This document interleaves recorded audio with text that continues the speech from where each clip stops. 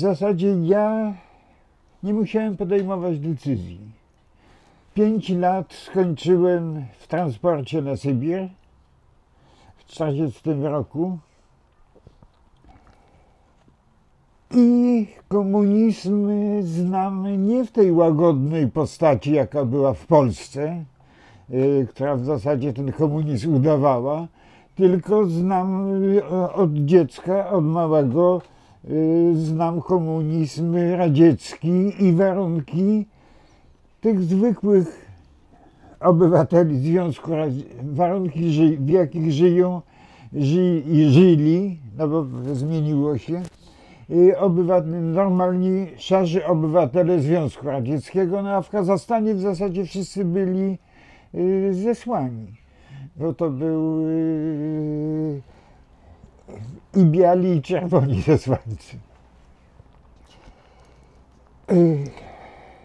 No, z dużą satysfakcją muszę powiedzieć, że tą rundę ze Stalinem wygrałem, bo przeżyłem.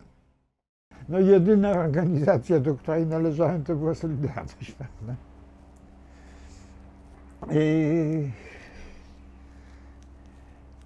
No, pracowałem przy budowaniu jej korzonków, pracowałem w samej Solidarności, no byłem w końcu wiceprzewodniczącym i Solidarność myślę, że smutny koniec Solidarności bierze swoją genezę, że do dzisiaj słyszymy, że to był czas karnawału.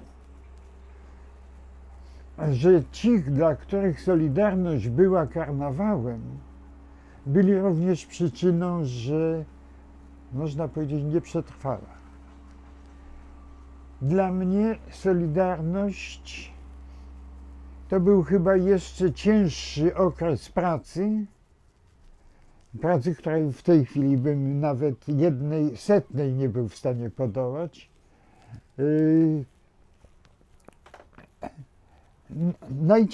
Okres najcięższej pracy. Jako przykład to podaję, że kiedyś pod rząd 31 nocy spędziłem w pociągu, dlatego że jadąc w nocy nie traciło się czasu, bo miał człowiek do załatwienia w drugim końcu Polski. Sprawy Solidarności toczyły się w całej Polsce i wcale nie było takie łatwe utrzymanie tego w ryzach i we właściwym kierunku.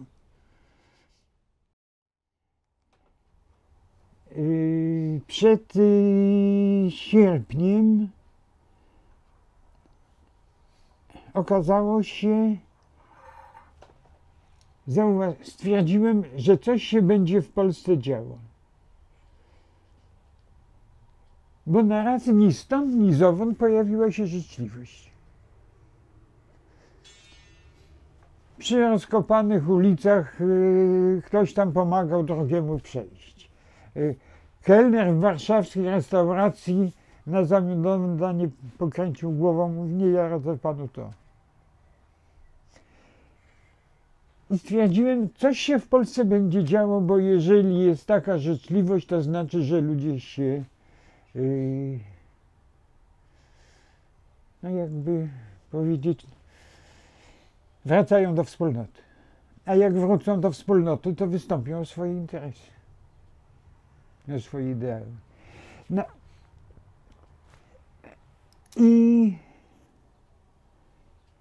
to zostało zagubione nie przez czołgi Kiszczaka czy Jaruzelskiego, nie przez bandy ZOMO, tylko przez zdradę. Strajk wybuchł. Powodem bezpośrednim było rozdanie ulotek, kilku czy kilkunastu tysięcy ulotek, apel o obronę Anny Walentynowicz, a do tego była dopięta druga kartka pod tytułem „Jak strajkować”. Tam było, że trzeba wybrać komitet strajkowy, trzeba żądania strajkowe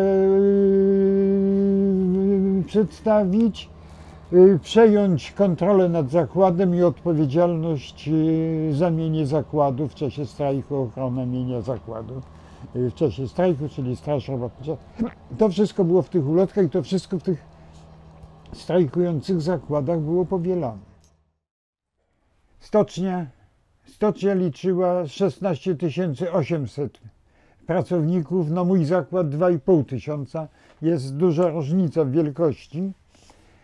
I w planie strajku Stocze miała być tą lokomotywą, za którą pójdą te mniejsze zakłady jakby w wachlarzu. I gdy Wałęsa z 16 zakończył strajk, to miasto, wszystkie zakłady, nie mówię o WZZ-ach, bo to była cząstka, miały jedno: stocznia zdradziła. Wtedy na zebraniu całej załogi przed dyrekcją w Welmorze powiedziałem: wobec zdrady stoczni inne drobne zakłady takie jak my się nie utrzymają. Jedynym sposobem uratowania strajku jest, a strajkowało już kilkadziesiąt zakładów, nie wiem ile, jest powołanie Międzyzakładowego Komitetu Strajkowego, które przejmie kierownictwo strajku tych wszystkich małych zakładów, które mu dadzą siłę, a oni dadzą jakby kierunek. Ale do każdej załogi, do której się zwrócimy, to odpowie pytaniem: a czy wy nas nie zdradzicie tak samo jak Stocznia Gdańska? Ja mówię, dlatego warunkiem powołania MKS-u i uratowania strajku jest, ażeby znalazła się przynajmniej jedna załoga, która złoży uroczyste przyrzeczenie, że niezależnie od obietnic i niezależnie od gróźb nie odstąpi indywidualnie od zbiorowego porozumienia. Ja mówię im: moi drodzy, jeżeli strajk przegra, to trzeba się liczyć z półrocznym bezrobociem. Mówię: ale trudno, padło na nas i to my decydujemy, czy powstanie Międzyzakładowy Komitet Strajkowy. I na około 2200 osób zebranych na placu 2 osoby wstrzymały się od głosu przy takiej groźbie. Więc był to okres romantyczny. Nie z naszej strony, bo myśmy wiedzieli, że bez naciągania prawa w końcu przez 4 lata opozycji to kodeks karny mieliśmy w palcu. A przez 2 lata WZZ-ów kodeks pracy również mieliśmy w palcu, więc wiedzieliśmy, że bez żadnego naciągania prawa grozi nam 9 lat więzienia. 9 lat ryzykowaliśmy, natomiast ci ludzie, którzy ryzykowali półrocznym zwolnieniem z pracy, ludzie nie mieli wtedy pieniędzy w banku. Żyli od wypłaty do wypłaty. I ten romantyczny okres trwał dalej. Więc każdy, oczywiście delegat, przyszedł ze swoją listą żądań strajkowych. Czyli mieliśmy 28 list żądań strajkowych. No więc ad hoc trzeba było wybrać prezydium. Prawda? Też w drodze głosowania wybrano 4-osobową komisję, która odsunęła sobie ze stolików na bok, żeby im nie przeszkadzać. Myśmy się zajmowali czym innym, a oni siedzieli, wzięli te 28 zakładów i dość szybko uporali się z tym. Powiedzieli, że w zasadzie wszystkie żądania się powtarzały. Wszystkie żądania się powtarzały, tylko kolejność była różna, więc oni tylko według tego, jakie były najczęściej kolejność, to według tej kolejności to ustalili. No powiedzieli jeszcze też, że oparli się jako najbardziej reprezentatywną, uznali listę żądań strajkowych Elmoru i budowę całej tej oparli na kalwie tych elmorowskich, dlatego że w Elmorze było w elmorowskich żądaniach było rozdzielone żądania, które są do załatwienia, czy do realizacji, czy negocjacji na szczeblu państwowym i pozostałe żądania, które może,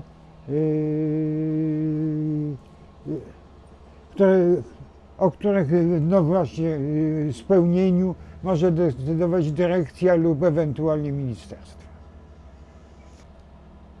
I lista żądań strajkowych powstała jako, można powiedzieć, ujednolicenie listy zakładowych. Do 133 zakładu, który się rejestrował w MKS-ie, jeszcze lista żądań strajkowych była otwarta.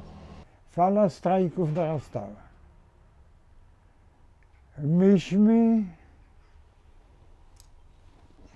Myśmy poszli na daleko idący kompromis, prawda? Nie zażądaliśmy wolnych wyborów, nie zażądaliśmy niepodległości. No ale trudno, żeby 16 000 stoczniowców naraz żądało, ażeby Moskwa się podała do dymisji. Tak? Z analizy przedsiębiorstwa, ekonomiki, nawet małej fabryczki, kolejnym grupom związkowym wynikało konieczność uzyskania niepodległości, bo niepodległość dopiero pozwoli realizować cele związkowe. I takie fizyczne poczucie wspólnoty, że każdy człowiek, z którym rozmawiasz, z którym się mijasz, z którym stoisz obok, to jest więcej niż przyjaciel. To jest człowiek, na którego możesz liczyć. I ta wspólnota aż do stanu wojennego w Solidarności cały czas istniała. Cały czas się dawało wyczuwać. Jeżeli mówimy o Solidarności, Solidarność powstała nie 31 sierpnia. Solidarność powstała 17 września 1980 roku w rocznicę najazdu bolszewików na Polskę w 1939 roku, czyli w 41. rocznicę najazdu bolszewików na Polskę. Z racji tej rocznicy zjechali się przedstawiciele wszystkich regionów do Gdańska, który wtedy wodził Prym. No i zapomnieli o historii i powołali Ogólnopolski Związek Zawodowy, co było, chcę podkreślić, złamaniem porozumień gdańskich. Solidarność nie powstała wskutek porozumień, tylko dzięki ich złamaniu, bo porozumienia gdańskie przewidywały niezależne samorządne związki zawodowe Wybrzeża. Ani słowa krytyki na zjednoczenie, nie zaatakowali nas, nawet werbalnie, nawet słownie, nie zaatakowali nas za powołanie ogólno. No i jedyne wytłumaczenie, jakie ale być może nie jest to jedyne wytłumaczenie, tylko innych nie znamy, że Wałęsa zgodził się na akceptację Ogólnopolskiego Związku Zawodowego, jeśli on zostanie przewodniczącym. No więc być może Partia Bezpieka, czyli Komuna, jeżeli miała swojego agenta na czele, to uznała, że jest to zgodne z ich interesami, no i okazało się, że było.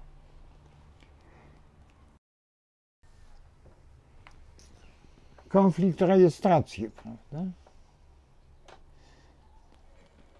Cały kraj był gotów do strajku o to, ażeby nasz statut opracowany przez Polaków w Bibliotece Narodowej w Gdańsku są ponad 50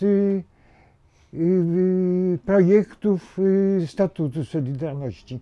Każdy zakład pisał swój projekt statutu, z którego miał powstać ten ogólno, tak jak powstawał MKS, że wszystkie strajkujące zakłady zgłaszały się do współdziałania. Tak samo realizowano statut. Każda komisja, która miała, no nie każda, ale w każdym razie komisje zakładowe pisały projekty statutu, z tego był uzgadniany dopiero przepisy statutu i o ten statut była gotowa walczyć strajkiem cała Polska. 3 czy 4 października Krajowa Komisja Porozumiewawcza postanowiła 4-godzinny strajk ostrzegawczy w całej Polsce przeciwko niewywiązywaniu się z porozumień gdańskich.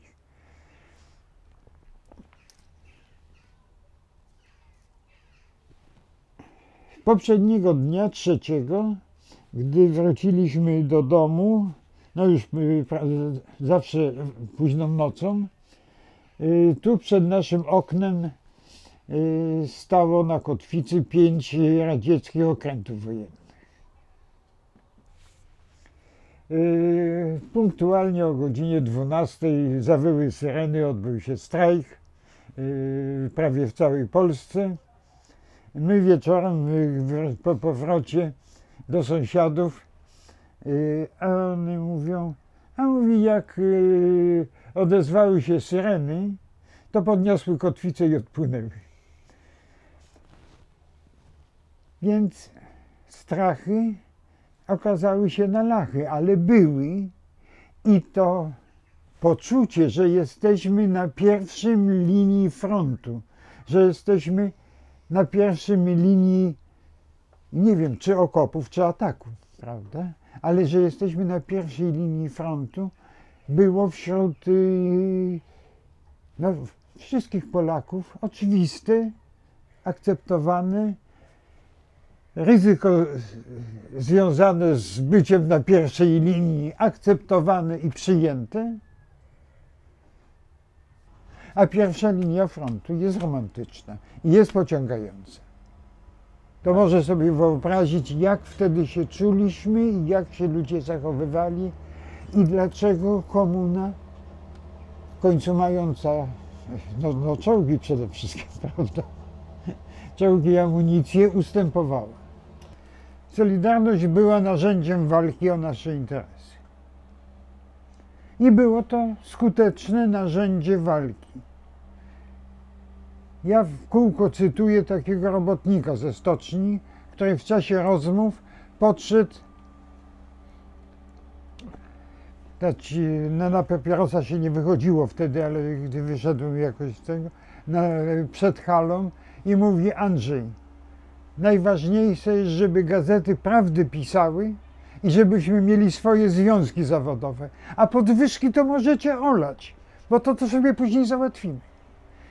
Z czego wyraźnie cel, dążenie do prawdy i narzędzie do realizacji tej prawdy. I narzędzie do realizacji naszych interesów. I tym była Solidarność. Solidarność była narzędziem, którym by Polacy mogli realizować swoje interesy i swoje cele.